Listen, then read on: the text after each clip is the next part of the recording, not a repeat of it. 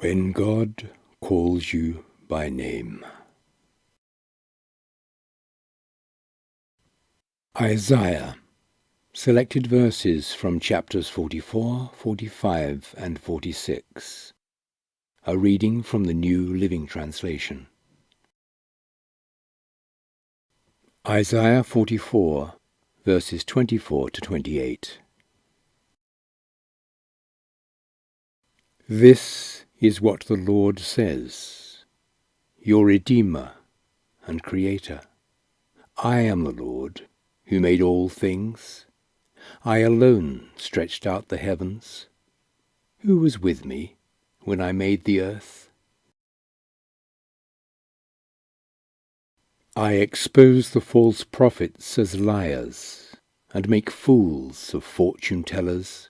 I cause the wise to give bad advice, thus proving them to be fools.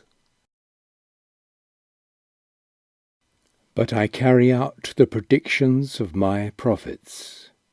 By them I say to Jerusalem, people will live here again, and to the towns of Judah, you will be rebuilt. I will restore all your ruins. When I speak to the rivers and say, dry up, they will be dry. When I say of Cyrus, he is my shepherd, he will certainly do as I say. He will command, rebuild Jerusalem. He will say, restore the temple. Isaiah 45, verses 1 to 6. This is what the Lord says to Cyrus, his anointed one, whose right hand he will empower. Before him mighty kings will be paralyzed with fear. Their fortress gates will be opened, never to shut again. The Lord says, I will go before you, Cyrus, and level the mountains. I will smash down gates of bronze and cut through bars of iron. And I will give you treasures hidden in the darkness, secret riches. I will do this so you may know that I am the Lord, the God of Israel, the one who calls you by name. And why have I called you for this work? Why did I call you by name when you did not know me?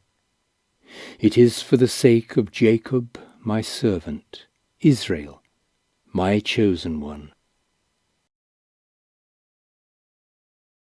I am the Lord. There is no other God.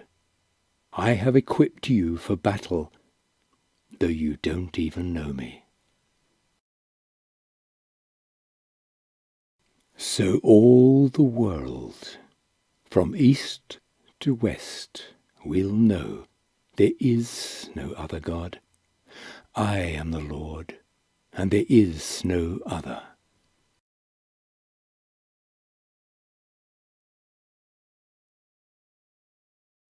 Note 1, Isaiah 44, verse 26. I say to Jerusalem, people will live here again, and to the towns of Judah, you will be rebuilt.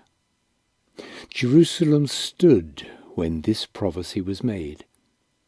The prophet Isaiah wrote from Israel before the Babylonian exile, and foretold of King Cyrus by name almost 200 years in advance. Cyrus didn't reign in Babylon until 539 BCE. See Ezra chapter 1 and chapter 6. Note 2, Isaiah 44, verse 27. I speak to the rivers and say, dry up. On the command of Cyrus, the river Euphrates was diverted, and its basin ran dry towards the city. This made way for the armies of the Medes and Persians to enter under the water gates and overthrow the Babylonian Empire at its heart. Note 3. Isaiah 44 verse 28. When I say of Cyrus, he is my shepherd. Written by the prophet Isaiah 150 years before Cyrus the Great came to the throne. He will certainly do as I say. He will command, rebuild Jerusalem. This would happen after the 70 years of captivity prophesied by Jeremiah, chapter 29, verse 11. Note 4. Isaiah 45, verse 2. The Lord says, I will smash down gates of bronze. Ancient Babylon was built around the River Euphrates and surrounded by mighty walls. Its doom is foretold in Jeremiah 51. The Euphrates entered and left the city through 2 spiked gates, which, when open, would allow cargo ships to enter for trade. When under threat, the outer and inner river doors would be shut, making Babylon invincible. Or so it was thought.